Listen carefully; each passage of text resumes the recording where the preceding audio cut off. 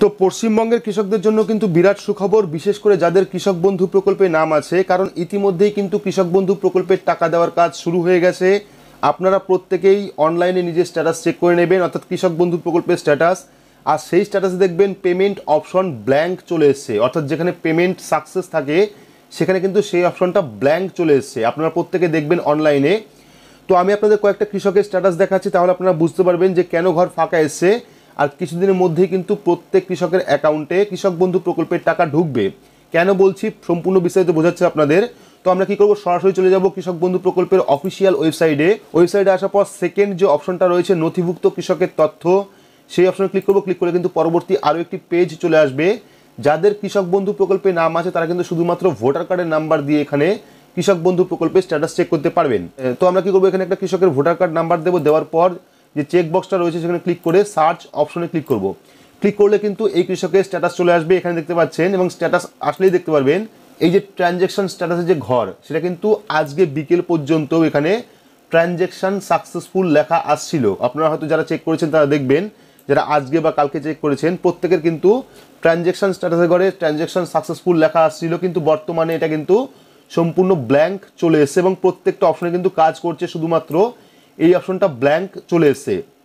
তো এবার আপনাদের আরও একটি কৃষকের অ্যাকাউন্ট দেখাচ্ছি। তো আমরা এখান থেকে আরও একটি কৃষকের স্ট্যাটাস দেখে নেব এবং বিস্তারিত আপনাদের বোঝাবো। তো আমরা কৃষকের ভোটার কার্ড নাম্বার দিলাম, দেওয়ার পর চেক বক্সে ক্লিক করলাম। ক্লিক করার পর এখানে সার্চ অপশনে ক্লিক করলাম।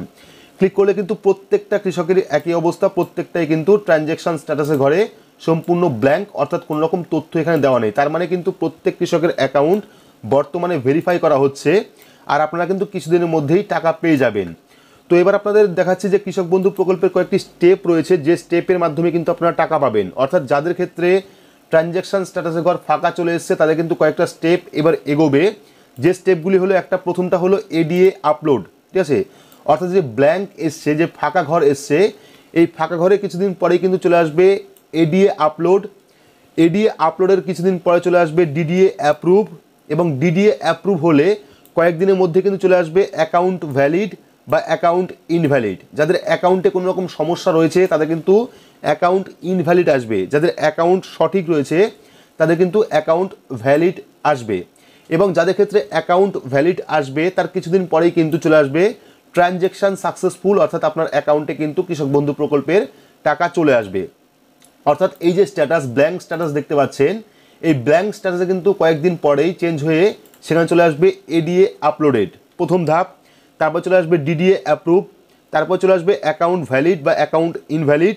এবং যদি আপনার অ্যাকাউন্ট ভ্যালিড থাকে সেক্ষেত্রে কিন্তু ট্রানজ্যাকশান সাকসেসফুল, অর্থাৎ আপনার অ্যাকাউন্টে টাকা চলে আসবে। যদি আপনার অ্যাকাউন্টে কোনো রকম ভুল থাকে সেক্ষেত্রে কিন্তু অ্যাকাউন্ট ইনভ্যালিড চলে আসবে এবং আপনার কিন্তু ট্রানজ্যাকশান ফেইল্ড, অর্থাৎ আপনার অ্যাকাউন্টে কিন্তু টাকা আসবে না। তো আপনারা প্রত্যেকেই দেখে নেবেন বর্তমানে আপনার স্ট্যাটাসে কী দেখাচ্ছে, কৃষক বন্ধু প্রকল্পের স্ট্যাটাসে সেখানে ব্ল্যাঙ্ক দেখাচ্ছে নাকি অন্য কোনো অপশন দেখাচ্ছে।